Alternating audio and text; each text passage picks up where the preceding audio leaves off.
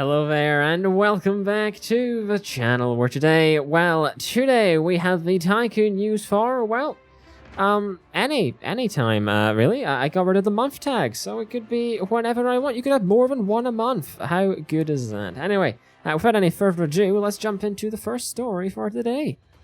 Festival Tycoon is a game we took a short look at earlier this year. Since then, the game has developed extraordinarily well and has recently gone through a small playtest. Throughout the playtest, a series of lucky players managed to get their hands on a beta build of the game.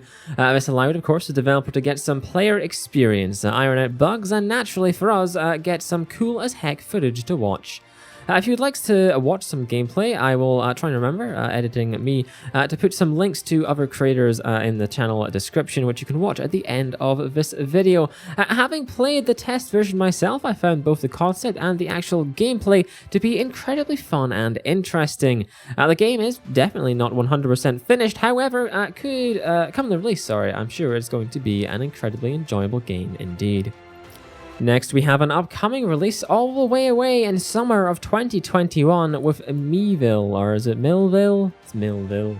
MillVille? MillVille. Never mind. MillVille is a small but cute as heck city building simulation game where you get to build your own little villages. It features a lovely bright voxel art style with cute little characters, a series of different building types, and a large set of mechanics allowing you to increase the happiness of your people by fine-tuning their local parks, restaurants, cafes, and other social meeting places to make them the happiest citizens around. MillVille aims to offer 200 unique buildings come release and 400 uniquely drawn villagers for you to attract into your city and give them a lovely, comfy, happy place to call home. This is the cutest little city builder I've seen so far coming out next year, and if it can live up to its promises, I think it would be a nice little game to sit down, relax, and play. Aspera was another incredibly highly hyped game, even being debuted at E3 last year. The game released this December. Aspera received mostly positive reviews on Steam at launch, with many enjoying the game's AI, story, and gameplay. However, a few criticisms arose surrounding the repetitive and boring nature of some gameplay elements. For those unaware, Aspera is a narrative-driven strategy game, giving you the challenge of terraforming the vast planet of Mars. The game hopes to give players a real-to-life experience of the planet Mars, with simulated conditions and a map based off NASA geographical data of the red planet. The game will feature a vast research tree, a unique graphical art style, and a substantial single-player story. A story will see you forge relationships with your crew and with mission control, impacting...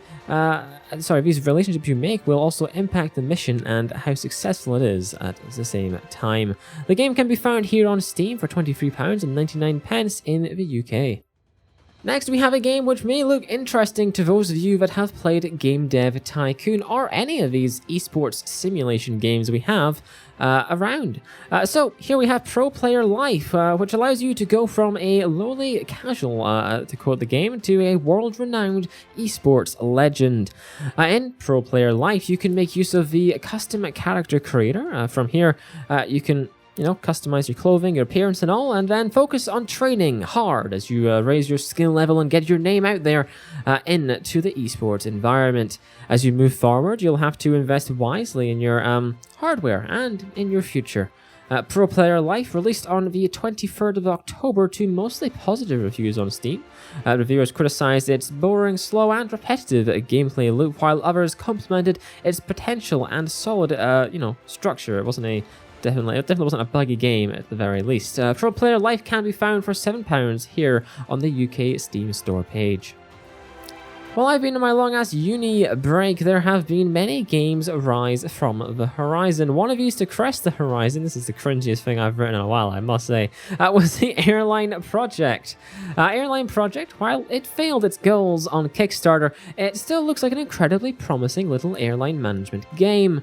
In the game, you can operate a small airline, building up a widespread and then worldwide network to gain as much market share around the globe as possible, creating a multinational airline company, essentially. The game hopes to feature the ability for you to set up and route a network of planes and their flight paths, an extensive AI plane system and airport system, a substantial database of airlines, and the ability to customize their fit and finish as well. Negotiations between staff or a gameplay function, manufacturers, shareholders, and governments will also be all these being a key aspect of the game, and you surviving as a company, really. Overall, the Airline Porject is an intriguing concept which has a different take than the other games such as Airport CEO and Sim Airport that are out there, but will still pander to those audiences as well. Next, we have a smaller upcoming release with Warehouse Tycoon. Warehouse Tycoon is a little business management game where you start off with your own little garage. From here, you'll build, grow, and adapt this small premises into a fully functional warehouse.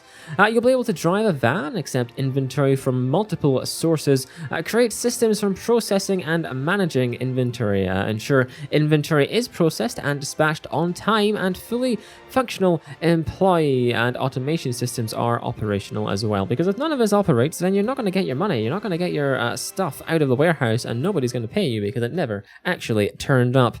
For more information, you can check out the Steam page for the game. However, the game is slated for a release in February of 2021. Next, we have Drill Deal, which, before you click off, has had some substantial changes since the last time we looked at the game all the way back on the 11th of March 2020. The game now features new and brighter, more vibrant textures with some more realistic looking designs on them as well. Alongside that, we have more information on the type of gameplay you can expect from Drill Deal. The game will allow you to manage your very own oil rig platform, controlling the procuring and selling of products you find in the ocean. Finding new resources will also be something you'll have to do, all the while battling with the new environmental crisis we find ourselves in. As you grow your company, you'll have to expand your operation through large research trees which are available in the game, upgrading and investing in your future, essentially. You'll have to make sure you hire as well more experienced and more skillful employees, or else they're not going to be able to handle this new and advanced equipment. The game also features challenge scenarios akin to SimCity's disasters. You may be attacked by pirates, get lost in a snowstorm, and much, much more. The game currently has no release window at all. On the 1st of December this month, we got the release of Empire of Sin. Developed by Romero Games and published by Paradox. Empire of Sin is a strategy management game based in the 1920s. You'll find yourself in the ruthless criminal underworld of Chicago, where you'll have to build up your criminal underworld empire, strengthening your economy, your supply chains, and ensuring your businesses are able to operate at peak efficiency to get that money into your hand as soon as possible. The game features turn-based playing and allows you to roleplay as 14 fictional bosses based in this time period. The game received mixed reviews at launch, with many complimenting its core idea and gameplay. However, mentioned that there's purely not enough gameplay there to justify the steep £34.99 Steam price on Steam that the game is sat with.